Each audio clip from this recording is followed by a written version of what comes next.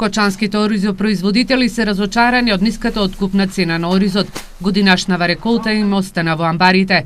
Сметаат дека цената на белото злато во моментов нема ниту да им ги покријат трошоците за производство и жетва.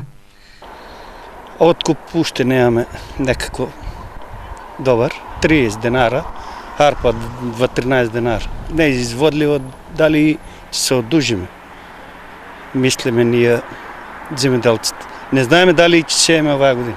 Ќе немаме семе да си посееме површините. И што ќе го продавам, чуваме го. На 30 динара не може да си покриеме жетвите и орањето. Што ти произведам дома ми стои? Кога нити го купуват, нити го продават. А не вработен. Во прилог на оризопроизводителите не им оди ниту исплатата на субвенциите.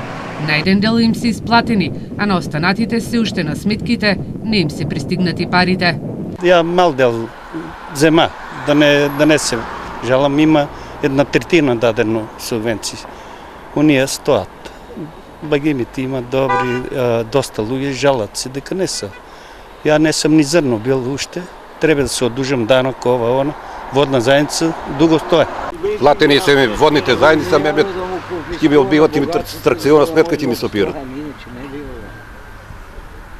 Мафијашка држава, ништо друго. Кочанските здруженија на оризопроизводители ги чувствуваат последиците од актуелната политичка состојба.